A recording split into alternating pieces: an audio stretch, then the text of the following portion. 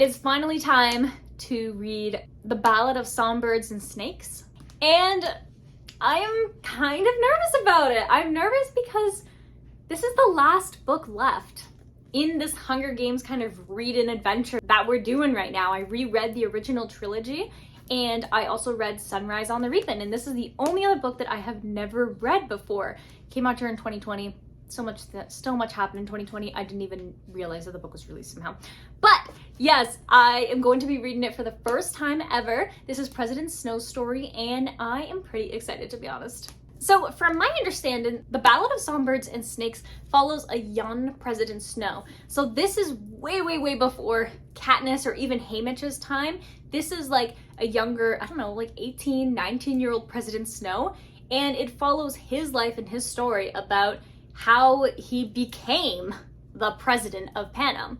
And that's pretty much all I know. I know that there is this kind of like music people known as the Coveys, and they end up going to District 12, but they used to be like a traveling kind of like musicians, then is how I understand it. This is only stuff that I'm kind of gathering from when I read Sunrise on the Reaping. So I know that there's a little bit of stuff in there, and I know that President Snow, what he needs to do is basically find a way to make the Hunger Games more fun because people are starting to get bored of it. So I think it's like 10 years into the Hunger Games, if I'm not mistaken. And so him and a bunch of other people have to basically make the games really great, and whoever wins, I guess, becomes the president. I don't really know how that works, but yeah, that's how I understand the book. I'm sure that I'll definitely learn a lot more as I read, but these are kind of like my expectations, what I think is going to happen, and we will see if I am right at all. So without further ado, let's crack this book right open.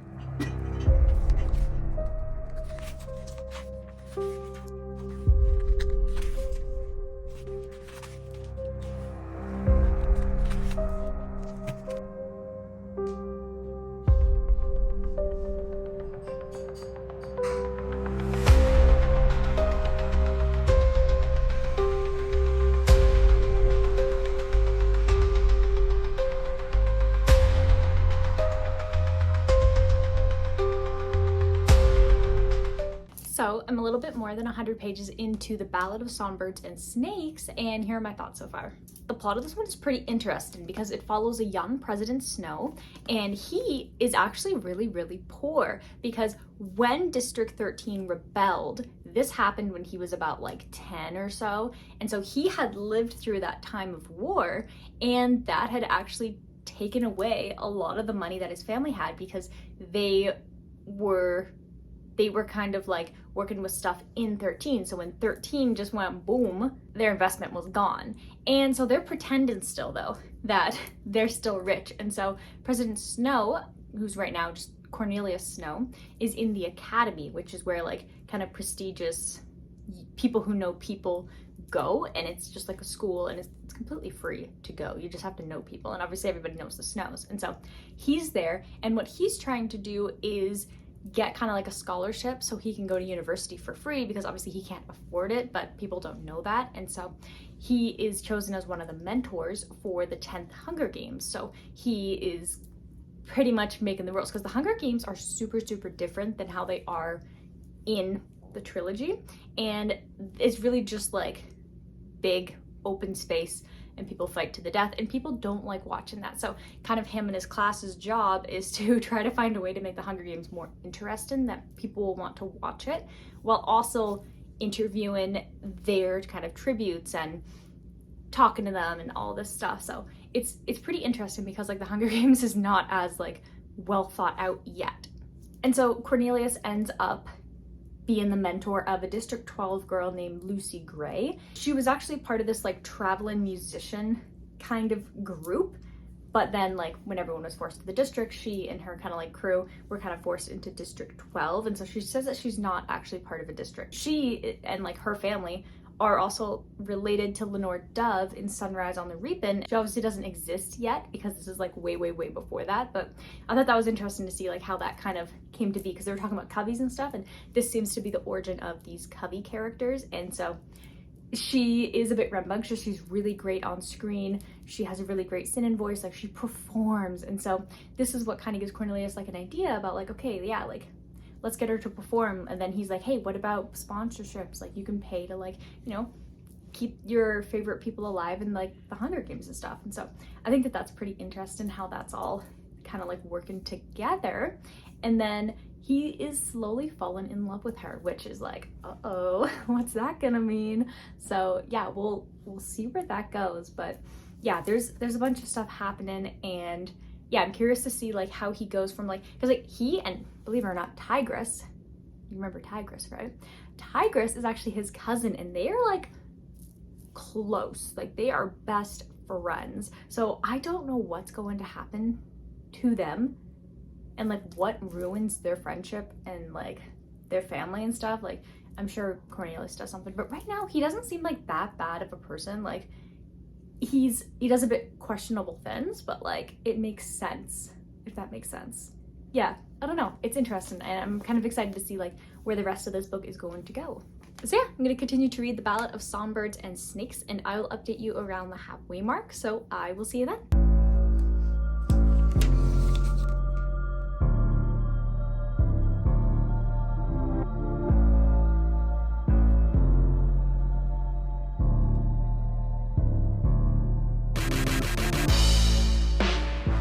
So I'm a little bit more than halfway through A Ballad of Songbirds and Snakes, and I will say that this book is definitely a lot slower than I expected it to be. It's more the same pace and level as Mockingjay, whereas I was expecting it more to be like Hunger Games, Catching Fire, or Sunrise on the Reaping. And so yeah, it's definitely a lot slower than, you know, you would expect. And the third person is still kind of messing with me, because I would have loved to see Lucy Gray's perspective in the Hunger Games. Like, what was happening inside of those tunnels? What was going on? Like, what alliances were being built? Like, I would love to know all of this stuff, but we don't get to see that. And I think that would have been like that's a missed opportunity that Suzanne Collins could have taken with this third person then, because we're just getting Cornelius's point of view. And honestly, it is interesting, because I have always wondered, I was like, what do the mentors do? Like, what does that look like when people are actually inside of the games? And so it's cool to be able to see like that they're talking with the other kind of like mentor people. They're trying to get the sponsorships, they're trying to send stuff. And this is the first year that they're doing sponsorships. And so it's interesting to see like how much the technology has advanced, because the drones right now, they show up, the first one just dropped the water everywhere, and they're like, oh, okay. And then the other one was like really, really shaky and stuff. So the drones in Hunger Games, like many, many years later, are so much better. And then also it's interesting because when somebody dies, they still leave the body there. And then they also don't announce, like, there's no cannon, there's no like tributes in the sky, none of that. And so at one point, like, Lucy Gray kind of comes out of like her little tunnel, and she's trying to like count the bodies because she doesn't know how many people are left. And I was like, huh, interesting. And one of the mentors kind of comments on like, hey, we should like show their faces on like a wall or something. And Cornelius was like, that's a really good idea. So it's cool to be able to see like how the Hunger Games have advanced so much, mostly from what's happening in the 10th annual games. So I'm enjoying that part.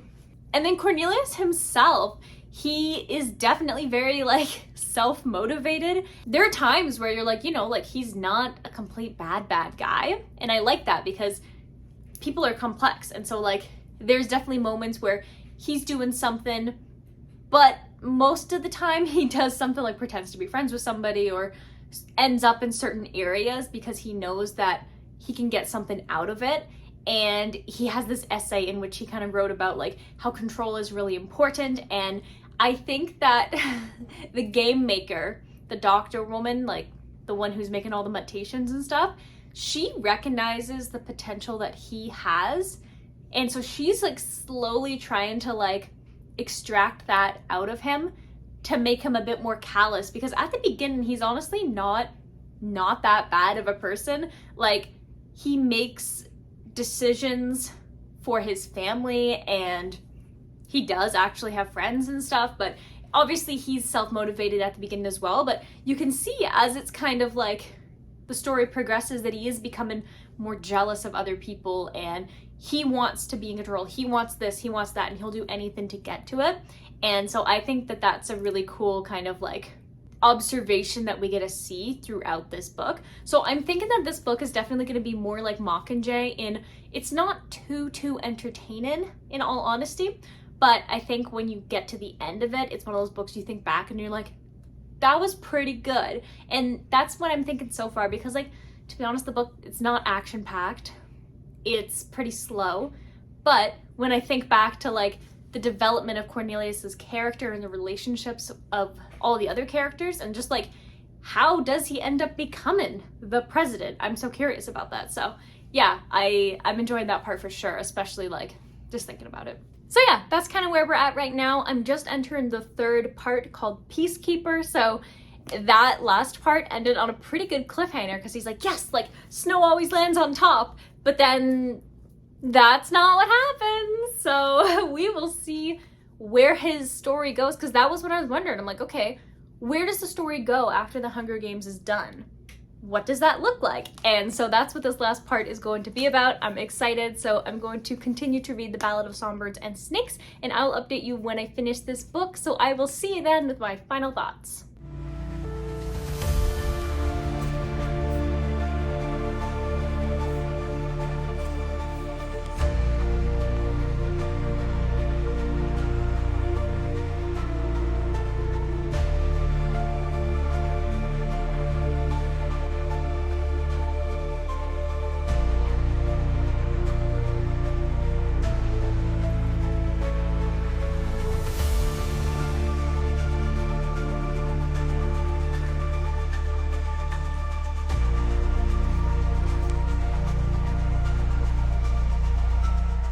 So I finished The Ballad of Songbirds and Snakes, and I was definitely right in thinking that this was more like Mockingjay in terms of it being a lot slower, a lot, unfortunately, more boring than the rest of the Hunger Games series, especially like Sunrise on the Reaping. I think I was really expecting this to be on par with that. So honestly, I actually am really glad that I read Haymitch's story first, and then I read this one, just because it was like I just finished Mockingjay, and I was like, then it is, it's just kind of boring. But very similar to Mockingjay again, it's one of those books that it's not really entertaining to read, but it makes a lot of sense and gives you a lot of context, even though I think there's still a lot of missing parts. Something that I found was missing is that we never really learned how he became president. I really thought that this book was going to show his journey of how he became president. Like, we know from in Hunger Games, when Finnick was kind of revealing all of the deep, dark, evil things that President Snow did,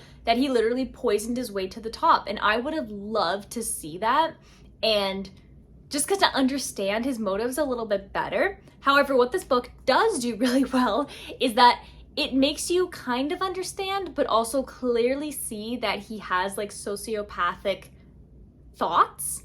And it's very interesting, but it's also like kind of icky to be in his head, because he doesn't do anything really. Like, he obviously loves Tigress, which I still want to know, like, what happened? Like, they're not, like, she hates him in Hunger Games. She's like smiled when Katniss said she was gonna kill him. So I'm like, how did that come to be when she and him are just like so close? Like, she really gives him the human understanding, because he has a lot of trouble understanding certain things when it comes to like people and emotions and stuff. He only thinks about like, how can he get to a better kind of social stance? How can he get closer to his goal of becoming president?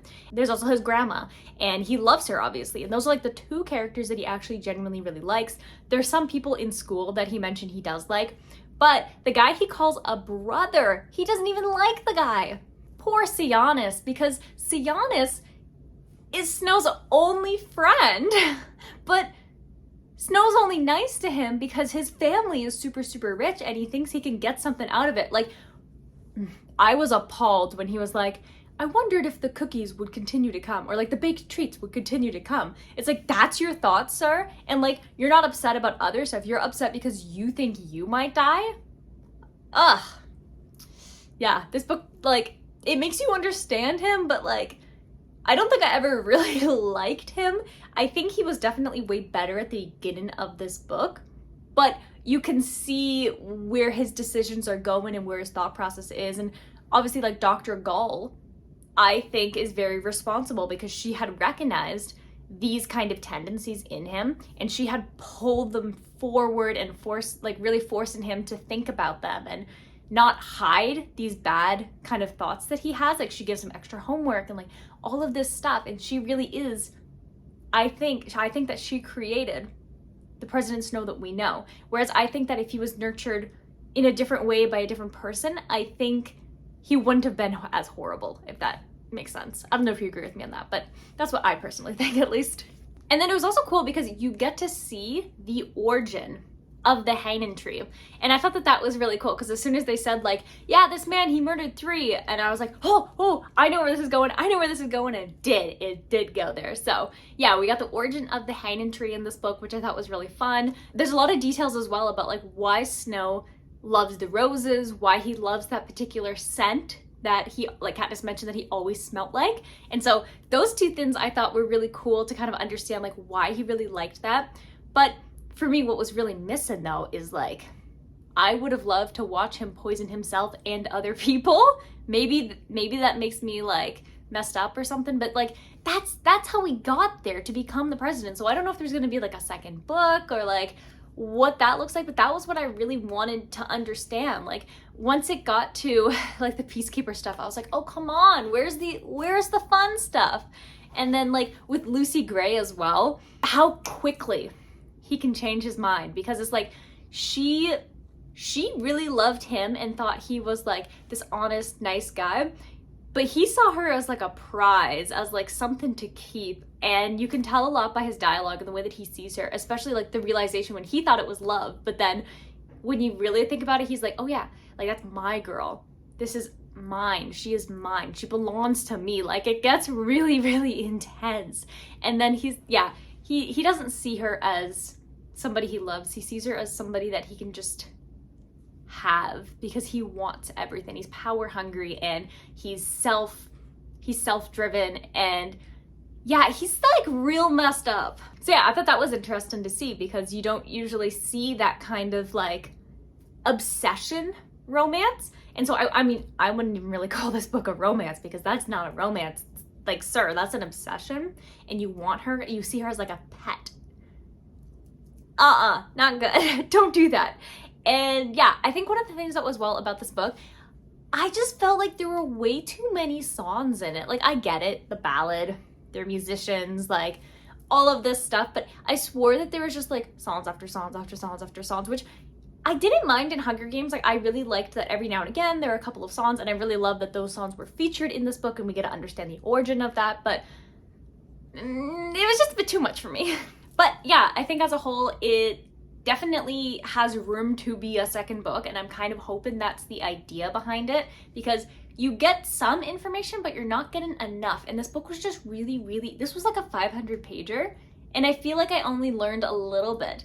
But I just wanted to see him poison people, like, and poison himself, and like, there's so much stuff that he does to get his way to the top. I would love to see him like we kind of saw in the book where he's starting to kind of like, you know, make friends with certain people to get what he wants, but I would have loved to see more of that and then see him kill them, which is, yeah, you know, that's what I expected. So today we are going to be awarding the Ballad of Songbirds and Snakes a total of 3 stars. For me, it was very slow paced and not much reward as a book. Whereas Mockingjay, at least you get a reward. You get a completion of a story, but for me, it feels like there's something missing still, and it feels like there's more to his story. So if there is going to be a second installment, I think I'll probably bump the rating up to like 3.5. But if this is all we get, then like, yeah, we're missing a lot of information, and I feel like I really had to force myself to finish this book. And there we have it, my friends. We have officially finished all of the Hunger Games books, rereads, and reading for the first time prequels. So yeah, oh, I'm sad. This was a really good time, and now it's over, and I just feel like I left a piece of my heart in each and every one of these books that I've just read. What series should I read next? Or reread if it's finally time for me to reread it? I just feel empty inside.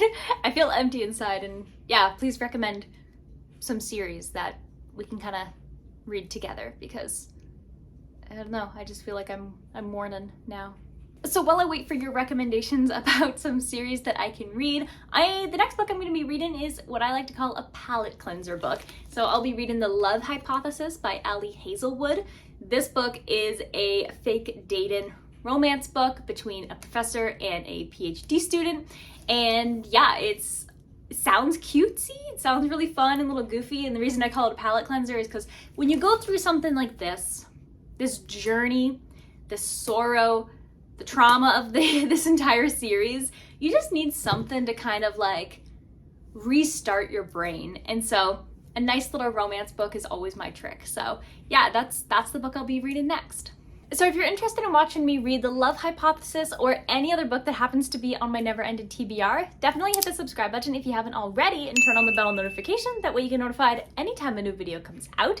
If you enjoyed this video and you had come along with me since I started the reread journey and this whole like reading it as an adult kind of adventure, definitely hit the like button. And I have really great news for you.